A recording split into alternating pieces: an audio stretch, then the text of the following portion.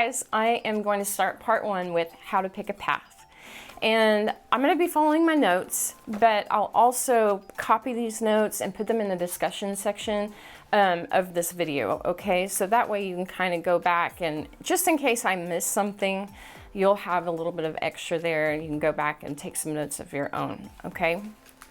So some of you have already picked a path. You know, obviously you're in aesthetics, but there's such a broad range of things that you can do with your aesthetics license.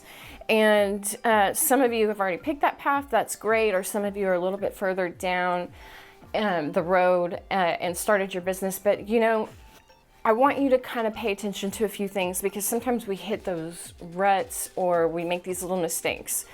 And this video, the purpose of it is just to kind of help you take a step back, to give yourself a check and look at your business through maybe a different lens, okay?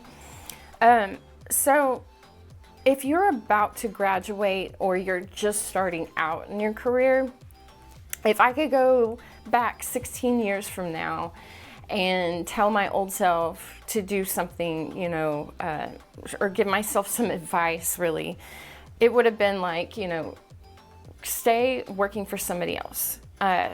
Work for maybe another corporation and pick up as much information as you can.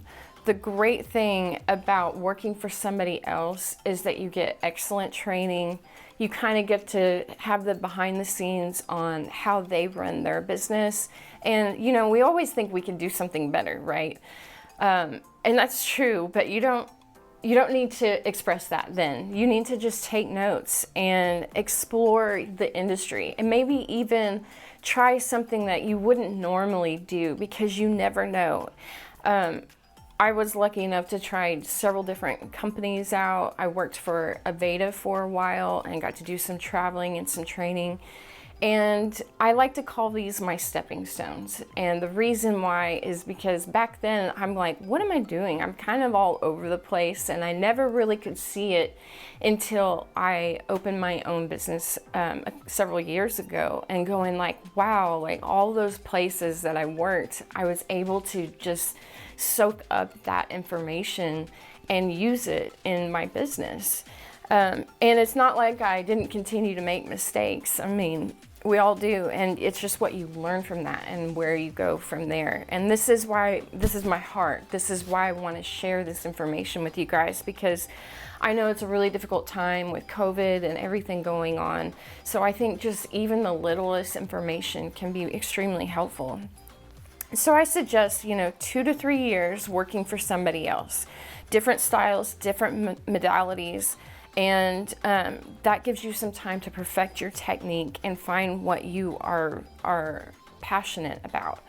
And so pay attention to how things are, or pay attention to the things that you find that you really love, and pay attention to things that you don't want necessarily in your business. While working at various places, I did keep a Facebook page, and it wasn't exactly connected to that business. You have to be really careful about that, and make sure that you're not crossing any lines with the company that you're working with.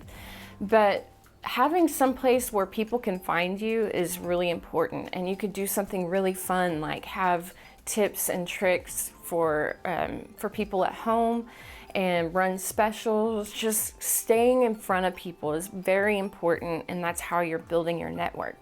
And speaking of networking, I went to tons of networking events. I met with lots of people, and sometimes, yes, I felt like maybe it was a waste of my time.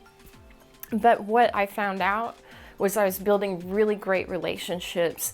I was getting to speak with other business owners who were in different industries and look at marketing through their eyes, which was huge for my business.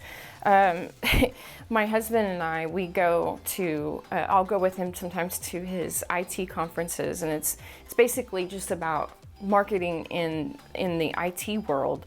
And I've picked up so much information from that. I thought I would be bored to tears, but actually it was pretty amazing, and try to implement those pieces into my business as well. So finding different mentors, you know, especially in those networking groups, I was able to pick up new mentors, and they weren't necessarily in my industry. You know, I don't want you just to listen to what I have to say. I want you to listen to various people and pick up those styles, and most importantly, be yourself. A lot of times I was really worried about like what people would think. You know, we struggle kind of with that self-image. And finally, when I was just exhausted with it and said, you know what, this is me, take it or leave it. I'm going to be myself. I'm going to be more real. I'm going to talk about the real stuff on my business page, and the stuff that maybe pisses me off, and the stuff that makes me laugh. And people like really gravitated to that, because it became like I became their friend. I became something that they could relate to, and it made them a lot more comfortable. And so I want you to remember those stepping stones are never pointless. And you know, when I think about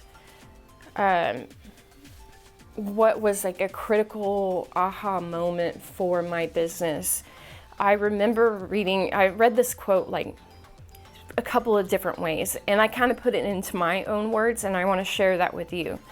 And that is, where your energy and focus flows is where your business grows. Okay, and you've probably heard something similar to that, but I want you to take a second and really think about your life, your personal life, your business, your family. Like, what are the things that have your attention constantly? I've been through some really tough years and down some really tough paths, and I've made lots of really bad decisions, and I've also been distracted with all sorts of various things. So I want to say that one more time.